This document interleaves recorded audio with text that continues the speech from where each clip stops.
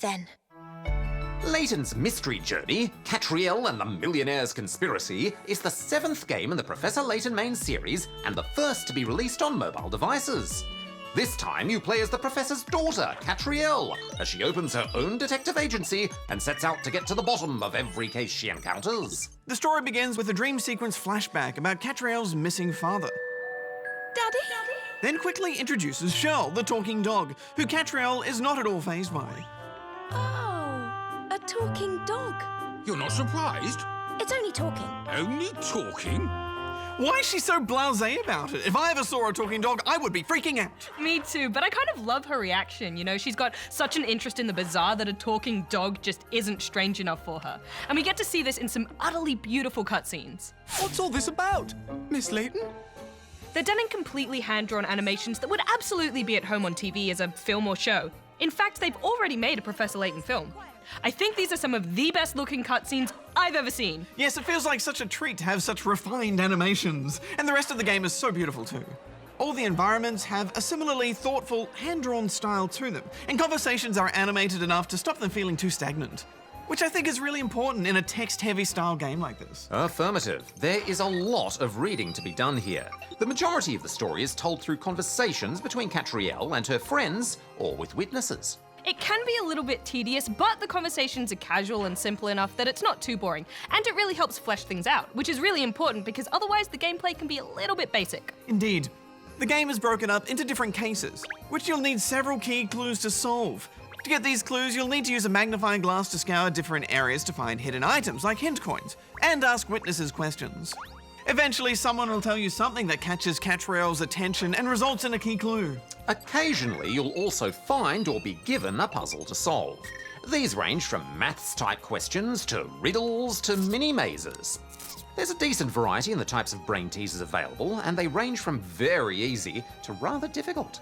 These make up the main game part of the game, but honestly, I was kind of disappointed in them. They never really left me feeling like I'd used my brain and worked it out. Instead, they felt a bit convoluted and random. For example, one of the first puzzles is a riddle which asks how many times you have to touch a clock's hands to get it to show the time as being midnight. Whoa, Rad, you're not going to spoil the answer, are you? Well, usually I wouldn't, but I need to illustrate an important point. I'll allow it. Okay, so I thought you touch it once and then spin it around until it reads midnight, right? Yeah. Wrong! Huh. The answer is 0. You wait for it to actually just be midnight. Puzzles are made for solving. This is not a good puzzle. It is in direct conflict with the wording of the question and what they're asking you to figure out. I agree.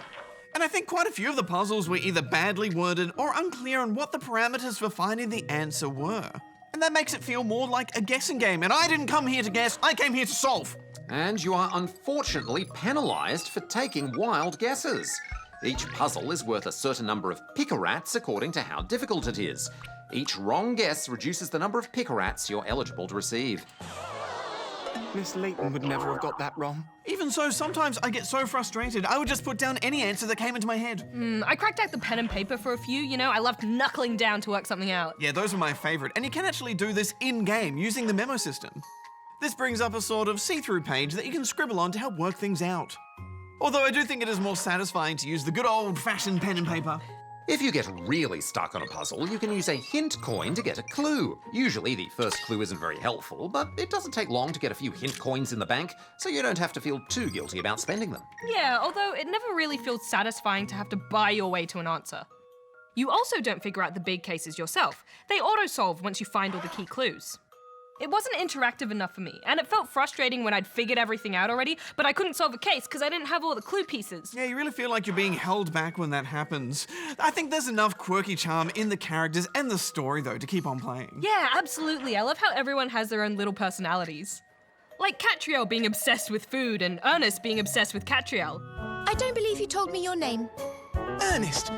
Ernest Greaves, miss. Overall, I don't think it's quite as good as those early, amazing Professor Layton games, but still, it's very well crafted, so I'm giving it 3 out of 5 rubber chickens. I think there's a special glimmer of magic in Layton's mystery journey, and even though some of the puzzles really, really bugged me, I was still wrapped up in the world. I'm giving it 4 out of 5 rubber chickens.